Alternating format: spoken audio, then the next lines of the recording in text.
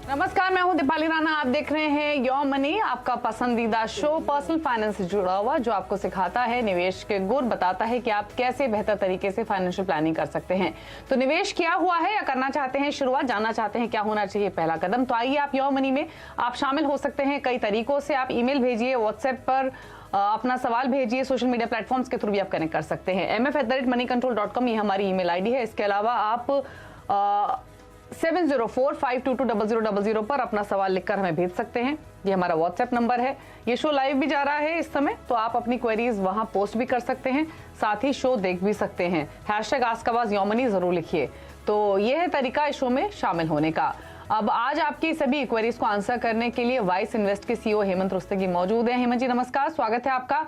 Queries लें उससे पहले हम बॉन्ड्स पर चर्चा करेंगे। कल हमने बेसिक जानकारी अपने व्यूअर्स को दी थी कि बॉन्ड होते क्या है, किस तरीके का रिटर्न इसमें मिलता है, कब ये इन्वेस्ट करने चाहिए और कौन सा सही टाइम होता है। लेकिन आज हम स्पेशली फोकस करेंगे सरकारी बॉन्ड्स पर, क्योंकि आमतौर पे जब भी हम रिटायरमेंट प्लानिंग की बात करते हैं इसी शो में, तो बहुत सारे एक्सपर्ट्स हमारे उन व्यूअर्स को जो रिटायरमेंट प्लानिंग कर रहे हैं, सीनियर सिटीजन कैटेगरी में है, उनको बॉन्ड में इन्वेस्ट करने की सलाह देते हैं। तो अगर स्पेशली सरकारी बॉन्ड की बात करें तो ये कौन से बॉन्ड्स होते हैं और इनके क्या फीचर्स होते हैं? दीपाली, देखिए, जब हम गवर्नमेंट बॉन्ड्स की बात करते हैं तो हम बेसिकली बात कर रहे हैं उन सिक्योरिटीज की जो सेंट्रल गवर्नमेंट और जो स्टेट गवर्नमेंट है वो इशू करती हैं। चाहे वो सेंट्रल गवर्नमेंट हो या स्टेट गवर्नमेंट हो, उनको बेसिकली पैसे की जरूरत पड़ती है, चाहे वो इंफ्रास्ट्रक्चर की फंडिंग हो या जो पब्लिक प्रोजेक्ट्स उसकी फंडिंग हो या जो फिस्कल डेफिसिट हो उसकी फंडिंग करनी हो। तो उस तरह से जब उनको पैसे की जरूरत पड़ती है तो वो बॉन्ड्स लेके आते हैं। अगर हम सेंट्रल गवर्नमेंट की बात करें तो वो शॉर्ट टर्म और लॉन्ग टर्म दोनों टर्म की जो बॉन्ड्स या सिक्योरिटी इशू करते हैं। जैसे अगर हम बात करें लॉन्ग टर्म में तो वो डेटेड सिक्योरिटीज हैं, और अगर हम स्टेट गवर्नमेंट की बात करें तो वो जो बॉन्ड्स इशू करते हैं उनको स्टेट डेवलपमेंट लोन्स भी कहा जाता है। तो बेसिकली जैसा मैंने कहा कि ये वो फिक्स्ड इनकम सिक्योरिटीज हैं जो या तो सेंट्रल गवर्नमेंट या तो स्टेट गवर्नमेंट इशू करती है। ठीक है, तो ये बताइए हेमंत जी, इन बॉन्ड्स के एडवांटेजेस डिसएडवांटेजेस क्या होते हैं और साथ ही क्या इसमें इन्वेस्ट करना चाहिए? देखिए, जब हम दीपाली जब हम बात करते हैं ना गवर्नमेंट बॉन्ड्स की, तो उसमें कई तरह के बॉन्ड्स हैं। जैसे मैंने कुछ बात की फिक्स रेट बॉन्ड्स की बात की मैंने, उसके अलावा जो है फ्लोटिंग रेट बॉन्ड्स भी होते हैं, और फिर सॉवरन गोल्ड बॉन्ड्स भी होते हैं, और उसके अलावा इन्फ्लेशन इंडेक्स बॉन्ड्स हैं, और या फिर 7.75% government of India savings bond है। तो पहली बात तो ये समझना जरूरी कि काफी सारी वेराइटीज हैं यहाँ पे। बट ब्रॉडली अगर हम बात करें कि गवर्नमेंट बॉन्ड्स में इन्वेस्ट करने के फायदे क्या हैं, देखिए, सबसे पहली बात तो ये है कि क्योंकि गवर्नमेंट इशू करती है इन बॉन्ड्स को, तो एक तरीके से आप कह सकते हैं कि उसमें एक सॉवरेन गारंटी रहती है। अगर आप ऐसे इन्वेस्टर हैं जो चाहते हैं कि पैसा आपका सेफ रहे, सेफ्टी रहे, तो डेफिनेटली गवर्नमेंट बॉन्ड जो है वो काफी अच्छी ऑप्शन रह सकती हैं। दूसरी बात यह है कि इनमें गारंटेड रिटर्न मिलते हैं। तो अगर अगेन फिर से आप ऐसे इन्वेस्टर हैं जो कंजर्वेटिवली इन्वेस्ट करना चाहते हैं लेकिन जानना चाहते हैं कि किस तरह का रिटर्न आपको मिलेगा, तो वो भी आपको गवर्नमेंट बॉन्ड से मिलेगा। और इसमें इनको आप इस्तेमाल कर सकते हैं रेगुलर इनकम जनरेट करने के लिए, क्योंकि इसमें जो इंटरेस्ट मिलता है वो उसकी जो फ्रीक्वेंसी है वो सेट रहती है पहले से। तो आपको पता है कि हाफ ईयरली आपको इंटरेस्ट मिलने वाला है, तो आप उसको एक तरीके से रेगुलर इनकम जनरेट करने के लिए भी इस्तेमाल कर सकते हैं। और चौथा मैं कहूँगा सबसे बड़ा फायदा ये है कि कुछ ऐसे बॉन्ड्स हैं जिनको आप एज ए कोलेटरल ऑफर कर सकते हैं अगर आपको लोन चाहिए। तो ये 4 मेजर बेनिफिट है गवर्नमेंट बॉन्ड्स में इन्वेस्ट करने के लिए। ठीक है, इसके अलावा एक चीज और, कितने तरीके के बॉन्ड्स फिलहाल मार्केट में है, क्योंकि फिक्स्ड रेट बॉन्ड भी होते हैं, फ्लोटिंग रेट बॉन्ड्स भी होते हैं, तो कैटेगरीज कौन कौन सी हैं और अगर पॉसिबल है क्विकली अगर आप बता सकें कि क्या डिफरेंस इनमें होता है? श्योर, आई थिंक ये काफी इंपॉर्टेंट सवाल है, क्योंकि जो भी निवेशक गवर्नमेंट बॉन्ड में डालना चाहते हैं वो जानना चाहेंगे कि किस तरह की गवर्नमेंट बॉन्ड उनको मिलता है। तो सबसे पहले हम शुरुआत करते हैं फिक्स रेट बॉन्ड्स की। तो जैसे हमने शुरुआत की थी, मैंने कहा था कि गवर्नमेंट ऑफ इंडिया या फिर स्टेट गवर्नमेंट जो है वो बॉन्ड्स इशू करते हैं। वो बेसिकली डेटेड सिक्योरिटीज की हम बात करें, अगर हम लॉन्ग टर्म की बात करें तो यहाँ पे मेच्योरिटी जो है 5 साल से 40 साल तक होती है। और जैसा कि नाम से पता चलता है, यहाँ पे जो इंटरेस्ट रेट्स है वो इसके ड्यूरेशन का आपको फिक्स रेट मिलता है। तो एक तो हो गया फिक्स रेट बॉन्ड्स। उसके बाद होते हैं फ्लोटिंग रेट बॉन्ड। बेसिकली जैसा कि नाम से पता चलता है, यहाँ पे रेट जो है वो फिक्स नहीं होता है, ये फ्लोटिंग होता है। और ये जो रीसेट जो होता है वो हाफ ईयरली बेसिस पे होता है जनवरी और जुलाई के अंदर। अब यहाँ पे इंपॉर्टेंट चीज समझना ये है कि जो रेट जो फिक्स होता है वो कैसे होता है, उसमें जो बेंचमार्क होता है वो होता है नेशनल सेविंग सर्टिफिकेट एनएससी का जो इंटरेस्ट रेट है उसके ऊपर 35 बेसिस पॉइंट या 0.35% आपको ब्याज दिया जाता है। जैसे अगर हम करंटली बात करें तो एनएससी का जो इंटरेस्ट रेट है वो 6.8 है, और उस पर अगर हम 0.35 ऐड करें तो फ्लोटिंग रेट बॉन्ड्स का जो रेट ऑफ इंटरेस्ट है वो 7.15 है। ये 7 साल के बॉन्ड है, ये ट्रेडेबल और ट्रांसफरेबल नहीं है। इसमें जो सीनियर सिटीजन है उनके लिए लॉक इन पीरियड थोड़ा कम रहता है, जैसे 60 to 70 ईयर में 6 साल, 70 to 80 में 5 साल और 80 ईयर्स के ऊपर 4 साल। तो ये हो गए फ्लोटिंग रेट बॉन्ड्स। उसके बाद अगर हम बात करें सॉवरेन गोल्ड बॉन्ड जो काफी पॉपुलर हो चुके हैं उन सभी निवेशकों के लिए जो गोल्ड में इन्वेस्ट करना चाहते हैं। हम जानते हैं कि अगर आप फिजिकली अगर आप गोल्ड होल्ड करते हो तो उसमें काफी सारे इश्यूज होते हैं, उसमें सेफ्टी का इशू है, सिक्योरिटी का इशू है, उसमें प्योरिटी का इशू है, उसमें अलग अलग चार्जेस रहते हैं। तो जैसे अगर आप लॉकर लेंगे या फिर मेकिंग चार्जेस हैं, उसके सामने पेपर फॉर्म में अगर आप गोल्ड रखें तो काफी फायदा है, स्पेशली अगर आप इन्वेस्टमेंट के हिसाब से देख रहे हो। तो वहां भी मुझे लगता है कि अगर हम अलग अलग ऑप्शन देखें जैसे गोल्ड बॉन्ड्स हैं या गोल्ड फंड्स जो हैं, या फिर अगर हम दूसरे ऑप्शन की बात करें जैसे ईटीएफ है, उनके मुकाबले में ये जो गोल्ड सॉवरेन गोल्ड बॉन्ड्स हैं वो काफी अच्छे हैं। ये जो बॉन्ड्स हैं ये 8 साल के बॉन्ड्स होते हैं और इसमें 5 साल के बाद आप प्रीमेच्योर रिडम्पशन कर सकते हो, उससे पहले भी आप सेकेंडरी मार्केट में चाहें तो इन बॉन्ड्स को आप बेच सकते हो। सबसे बड़ा फायदा यहाँ पे क्या है, एक तो जिस पीरियड में सब्सक्रिप्शन पीरियड जो होता है, जो आरबीआई जब बॉन्ड को इशू करता है तो इसका जो प्राइस होता है वो पर ग्राम के हिसाब से फिक्स होता है, वो उसके प्रीसीडिंग वीक का जो लास्ट 3 बिजनेस डे हैं उनकी एवरेज क्लोजिंग प्राइस लेके होता है। इनफैक्ट जो जून में जो ट्रांच आई थी सॉवरेन गोल्ड बॉन्ड्स की, वहां पे जो पर ग्राम रेट फिक्स हुआ था वो 5091 हुआ था। और इसमें एक और फायदा ये है कि अगर आप उसको ऑनलाइन खरीदते हैं तो 50 रुपए का आपको डिस्काउंट मिलता है। ये बॉन्ड्स को इसमें एक और फायदा ये है कि इसमें आपको 2.5% का इंटरेस्ट मिलता है। देखिए एक ये अकेली ऑप्शन है जहां पे गोल्ड में आप कुछ रिटर्न कमा सकते हैं इन टर्म्स ऑफ इनकम, हालांकि ये टैक्सेबल है लेकिन आपको वहां पे इंटरेस्ट मिलता है 2.5% एनुअली। तो ये एक फायदा है। तीसरी बात ये है कि अगर आप इन बॉन्ड्स को मेच्योरिटी तक होल्ड करते हो, जैसे मैंने कहा 8 साल की टर्म है, तो वहां पे आपको कोई भी कैपिटल गेन नहीं देना, लेकिन उससे पहले अगर आप इन बॉन्ड्स को बेचते हो तो आपको इंडेक्सेशन बेनिफिट मिलेगा जैसे डेट फंड में मिलता है, और उसके ऊपर आपको 20% टैक्स देना है। तो ये हमने देखा है कि सॉवरेन गोल्ड बॉन्ड जो है वो काफी पॉपुलर हो चुके हैं। उसके बाद आते हैं इन्फ्लेशन इंडेक्स बॉन्ड। अगेन देखिए, जब हम लॉन्ग टर्म में इन्वेस्ट करते हैं तो सबसे बड़ा जो रिस्क होता है हमारे लिए वो होता है कि हम रियल रेट ऑफ रिटर्न हमारी पॉजिटिव है कि नहीं। डेट इंस्ट्रूमेंट में ऐसी बहुत कम ऑप्शंस हैं जहां पे आप लॉन्ग टर्म में इन्फ्लेशन को बीट कर सकें, तो उसी चीज को ध्यान में रखते हुए ये बॉन्ड्स को इशू किया गया था। ये 10 साल के बॉन्ड थे। बेसिकली यहाँ पे इंटरेस्ट के 2 कंपोनेंट हैं, एक है फिक्स रेट 1.5% प्लस इन्फ्लेशन। इसमें पर्पस यही होता है कि जो आपका जो इंटरेस्ट है और जो आपका प्रिंसिपल है दोनों में आपको इन्फ्लेशन से प्रोटेक्ट किया जाए। तो ये एक काफी इंपॉर्टेंट कैटेगरी है, बट इतनी पॉपुलर नहीं है हमारे देश में। नेक्स्ट टाइम जब ये इशू होंगे देखना होगा कि किस तरीके से ये पॉपुलर होते हैं, क्योंकि जहाँ पे जो इन्फ्लेशन की हम जो बात कर रहे थे वो बेसिकली हम बात कर रहे हैं सीपीआई की। और आखिर में मैं कहूंगा एक और कैटेगरी जो काफी पॉपुलर है वो है 7.75% जीओआई सेविंग्स बॉन्ड। ये भी आरबीआई इशू करता है। यहाँ पे जैसा कि नाम से पता चलता है कि इसमें रेट ऑफ इंटरेस्ट जो है वो 7.75% है, टैक्सेबल है।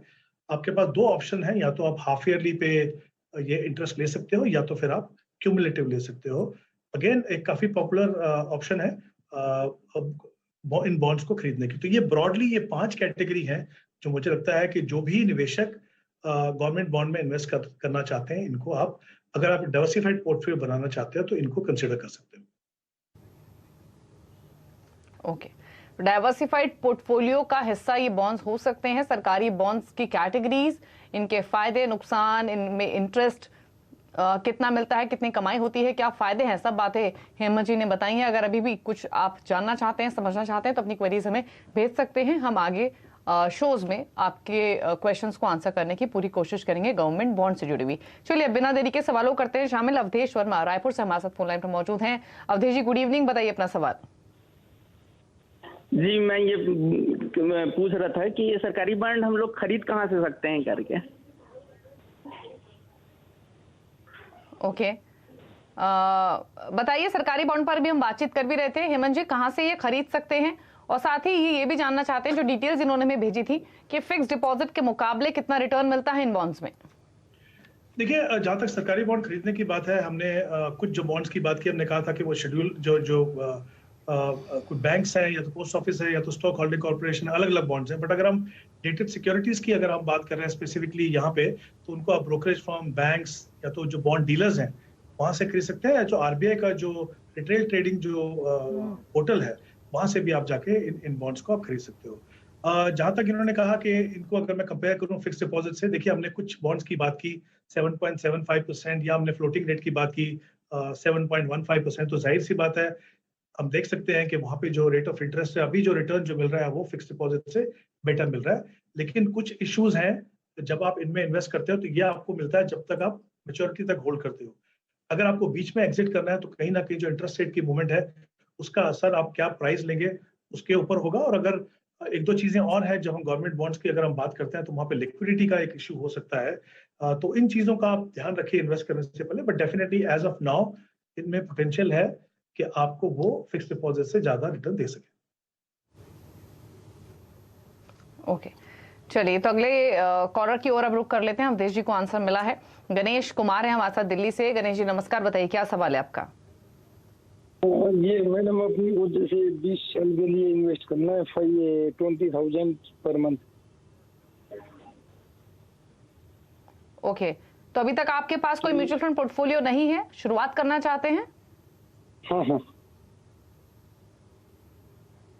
ओके, तो बिगनर है म्यूचुअल फंड्स में हेमंत जी, 20,000 के साथ स्टार्ट करना चाहते हैं और जिनका होराइजन है वो 15 से 20 सालों का है। तो लॉन्ग टर्म के विजन के साथ किन फंड्स के साथ ये पोर्टफोलियो बनाएं और एलोकेशन कैसे करें 20,000 के साथ? जी, आई थिंक इंपॉर्टेंट चीज ये है कि यहाँ पे इनके पास समय है 15 से 20 साल। और जाहिर सी बात है, जब आप इतने लंबे समय के लिए इन्वेस्ट करते हो तो आपका पोर्टफोलियो ऐसी एसेट क्लास में होना चाहिए जहाँ पे आपको, जैसे हमने बात की, कि आपको जो रियल रेट ऑफ रिटर्न है वो पॉजिटिव हो, यानी जो gross return minus inflation minus taxes जो है वो पॉजिटिव होना चाहिए। और वहाँ पे इक्विटी एक ऐसी एसेट क्लास है जिसमें ये पोटेंशियल है कि अगर आप दो चीजों का ध्यान रखें, एक तो आप लॉन्ग टर्म व्यू लें, और अगर आप डिसिप्लिन तरीके से इन्वेस्ट करें तो आप definitely positive real rate of return आप कमा सकते हैं। यहाँ पे आपके पास समय भी है 15 से 20 साल, और आप हर महीने 20,000 रुपये इन्वेस्ट करना चाहते हो, तो आई थिंक मेरी आपको सलाह रहेगी कि आप जो डाइवर्सिफाइड कैटेगरीज की जो इक्विटी फंड्स हैं वहां पे आप इन्वेस्ट कीजिए। तो उसमें बेसिकली फ्लेक्सी कैप फंड या तो लार्ज एंड मिड कैप की जो कैटेगरीज हैं वहां पे आप इन्वेस्ट कीजिए। तो मैं 4 फंड आपको रिकमेंड कर रहा हूँ, इन चारों फंड में आप 5-5 हजार रुपये इन्वेस्ट कर सकते हो। तो पीजीआईएम का अगेन फ्लेक्सी कैप फंड, जैसा कि नाम से पता चलता है, एक फ्लेक्सी कैप फंड है। उसके अलावा कोटक इक्विटी अपॉर्चुनिटी जो लार्ज एंड मिड कैटेगरी में है, और कैनरा रोबेको इमर्जिंग इक्विटी जो लार्ज एंड मिड कैटेगरी में, और एचडीएफसी का लार्ज एंड मिड कैटेगरी में। ये 4 फंड्स हैं, इन चारों में जिनका परफॉर्मेंस ट्रैक रिकॉर्ड काफी अच्छा है और ये काफी वेल डाइवर्सिफाइड पोर्टफोलियो आपका बनाएगा। इन चारों फंड में इन्वेस्ट कीजिए और ध्यान रखिए कि इतने लंबे समय के लिए जब इन्वेस्ट करते हो, कभी कभी ऐसे फेजेस आएंगे, आपको लगेगा मार्केट में वॉलेटिलिटी ज्यादा है, हम कंटिन्यू करें या ना करें, उसको आपको इग्नोर करना होगा। और अगर आप उसको कंटिन्यू करते रहते हैं तो सही मायने में जो पोटेंशियल है इक्विटी का, उसका फायदा आपको 15 से 20 साल के बाद मिलेगा। ओके, तो लॉन्ग टर्म के लिए म्यूचुअल फंड्स में एक्सपोजर डेफिनेटली लेना चाहिए। 4 फंड्स आपकी स्क्रीन पर हैं, PGIM flexi cap, Canara Robeco emerging equities, Kotak equity opportunities और HDFC large and mid cap fund. वो व्यूअर्स जिनका सवाल ये भले ना हो लेकिन म्यूचुअल फंड में इन्वेस्ट करने की शुरुआत करना चाहते हैं, वो भी इन फंड्स को नोट कर सकते हैं और लॉन्ग टर्म के विजन के साथ शुरुआत कीजिए। 5,000 ईच गणेश आप ऐड कर सकते हैं इन फंड्स में मंथली बेसिस पे। किशन सिंह है दिल्ली से। किशन जी नमस्कार, बताइए क्या सवाल है आपका? चलिए माफ कीजिए, फोन लाइन पर नहीं है, इन्होंने ईमेल के जरिए अपना सवाल भेजा है। 39 इयर्स इनकी एज है, 15 इयर्स में 1 करोड़ का इनका टारगेट है और फिलहाल इनके पास एक्सेस का स्मॉल कैप फंड है, 11,000 की एसआईपी चल रही है। एचडीएफसी फोकस्ड फंड है यहाँ पर 21,000 की, तो टोटल इनकी 34,000 की एसआईपी चल रही हैं। इसके अलावा 10,000 की 2 एसआईपी और हैं, तो टोटल 44,000 की इनकी एसआईपी हैं। क्या सजेशन रहेगा और टारगेट के लिए कितना इन्वेस्ट इनको करना पड़ेगा? देखिए दीपाली, इन्होंने कहा कि इनके पास आई थिंक 2 एसआईपी चल रही है इनके पास, और 2 जगह में इन्होंने लमसम इन्वेस्टमेंट किया हुआ है। तो इनका जो टारगेट है 15 साल के बाद वो करीब 1 करोड़ का है।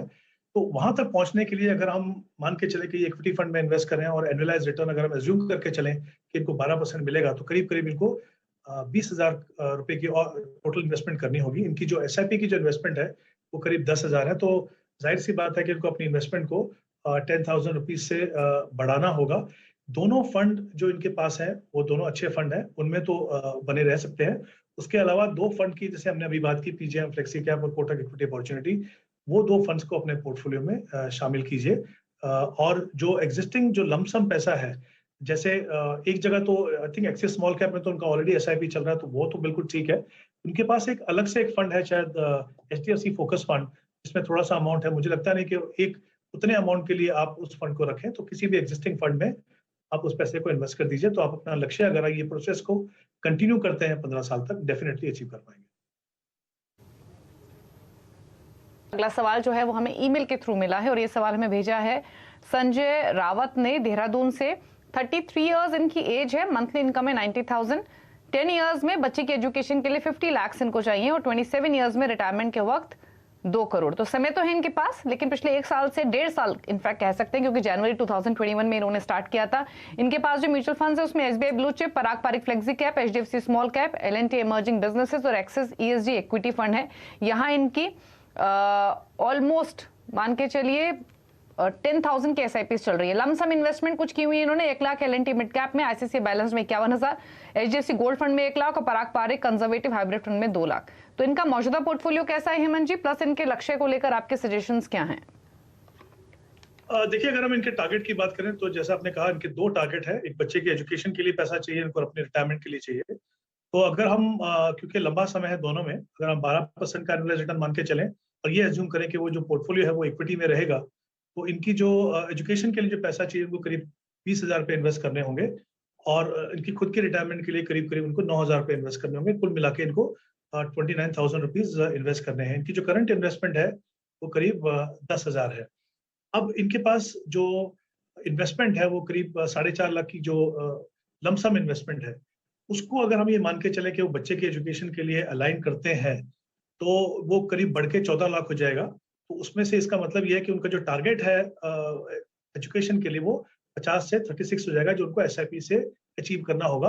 और वहां पे उनको SIP की रिक्वायरमेंट 15,000 होगी, ना कि 20,000 जो हमने ओरिजिनली बात की थी। तो कुल मिला के इनको यहाँ पे 24,000 रुपए की इन्वेस्टमेंट करनी है। जाहिर सी बात है, इनको अपनी इन्वेस्टमेंट को बढ़ाना होगा। और इन्होंने जो अलग से ग्रुप बनाया है लमसम का, मुझे लगता है कहीं ना कहीं उनको सोचना होगा कि एक ही पोर्टफोलियो बनाए अलग अलग गोल वाइज, तो वो एक बेहतर ऑप्शन रहेगी।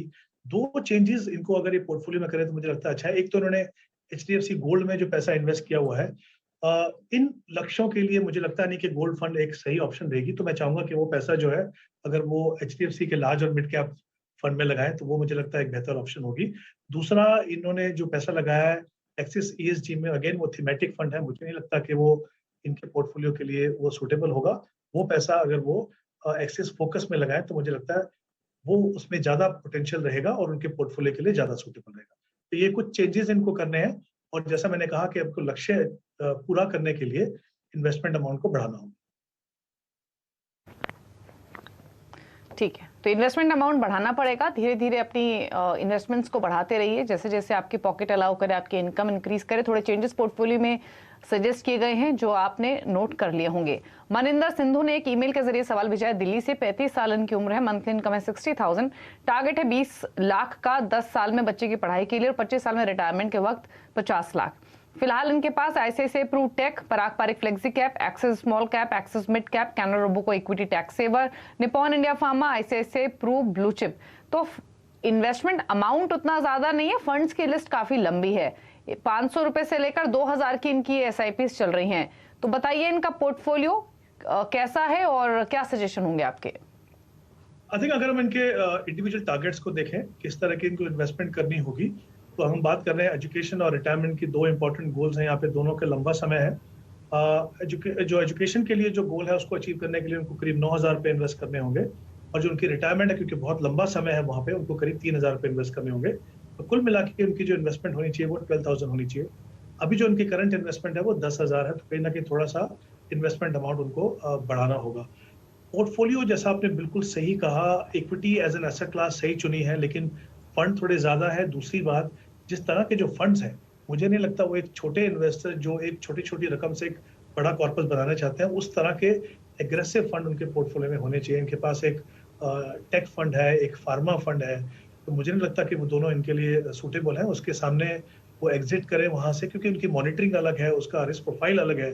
वो जो है HDFC large and mid cap में वो इन्वेस्ट करें, और इनके अलावा और कम करने के लिए जैसे 500 रुपये इन्वेस्ट करें ऐसे ब्लू चिप फंड में, वो किसी तरीके से भी इनके पोर्टफोलियो में ज्यादा कंट्रीब्यूशन नहीं कर पाएगा इतनी कम रकम। तो मैं चाहूंगा वो पैसा भी अगर वो HDFC लार्ज एंड मिड में करें, तो इस तरीके से एक तो फंड्स कम होंगे, रिस्क कम होगा और कंसोलिडेट होगा पोर्टफोलियो। और जैसा मैंने कहा, उनको इन्वेस्टमेंट 2000 रुपये से अपनी बढ़ानी होगी अपने लक्ष्य तक पहुंचने के लिए। चलिए ठीक है, तो ये सजेशंस आपको आपके पोर्टफोलियो को लेकर दिए गए हैं, नोट कर लीजिए डिटेल्स, क्योंकि आपकी स्क्रीन पे भी ऑलरेडी रिफ्लेक्ट हो रही हैं। और 12,000 की SIPs आपको करनी होंगी, बच्चे की शादी के लिए 9,000 की SIPs काफ़ी होंगी, और रिटायरमेंट के लिए 3,000। तो थोड़ा सा SIP अमाउंट आपको बढ़ाना पड़ेगा। बाकी आपको फंड्स के बारे में भी हेमंत जी ने सजेशन दिए हैं। लेकिन चलिए अब क्वेरीज ना लेकर अब हेमंत जी से पूछ लेते हैं कि उनके टॉप 4 फंड्स कौन से हैं उन व्यूअर्स के लिए जो स्टार्ट करना चाहते हैं म्यूचुअल फंड पोर्टफोलियो। बताइए हेमंत जी, लॉन्ग टर्म के लिए आपकी क्या सजेशंस हैं? पहले देखिए, हम अगर लॉन्ग टर्म की बात करें तो मेरा फोकस आज, अगर मैं टॉप फंड्स की बात करूं 4, तो मैं फ्लेक्सी कैप कैटेगरी में जाना चाहूंगा, क्योंकि मुझे लगता है कि किसी भी निवेशक के लिए ये डिसाइड करना मुश्किल होता है कि कितना पैसा वो लार्ज कैप, मिड कैप और स्मॉल कैप में लगाए। फ्लेक्सी कैप में फंड मैनेजर के पास फ्रीडम रहती है कि वो मार्केट डायरेक्शन देख के, वैल्यूएशन देख के वो डिसाइड कर पाए। ये बात सही है कि आज के समय में अगर हम देखें तो जितने भी फ्लेक्सी कैप फंड्स हैं उनमें लार्ज कैप में थोड़ा डोमिनेशन ज्यादा है, बट मुझे लगता है जैसे जैसे मार्केट सुधरेगी और इकोनॉमी सुधरेगी, हम देखेंगे कि मिड और स्मॉल में भी उन फंड्स का एक्सपोजर बढ़ेगा। तो ये 4 फंड अगर हम इस कैटेगरी की बात करें तो सबसे पहले एक फंड हमने बात की है PGM फ्लेक्सी कैप की, वो डेफिनेटली इस फंड में रहेगा। और दूसरा हमने पारंपरिक फ्लेक्सी कैप फंड, और तीसरा कैनरा रबेको फ्लेक्सी कैप फंड, और चौथा UTI का फ्लेक्सी कैप फंड। ये 4 फंड काफी कंसिस्टेंटली अच्छा परफॉर्म कर रहे हैं, और किसी भी निवेशक के लिए अगर या तो वो शुरुआत करना चाहें या अगर फ्लेक्सी कैप कैटेगरी को देखना चाहें, तो ये चारों फंड में से 2 या 3 फंड डिपेंडिंग ऑन कितना उनका अमाउंट है, इनमें से चुन सकते हैं। ठीक है, चलिए तो ये आपके हैं फंड्स, आपके लिए फंड्स जो सजेस्ट किए हैं हेमंत जी ने, इनको नोट कर लीजिए और शुरुआत कीजिए। शुक्रिया हेमंत जी, आप आए शो में, आपने सभी क्वेरीज को आंसर किया, बॉन्ड्स के बारे में भी हमारे व्यूअर्स को जानकारी दी। Thank you so much. और इसी के साथ यो मनी में तो इतना ही, लेकिन खबरों पर अपडेट रहने के लिए CNBC आवाज से जुड़े रहिए, ट्विटर, फेसबुक, यूट्यूब के जरिए। नमस्कार।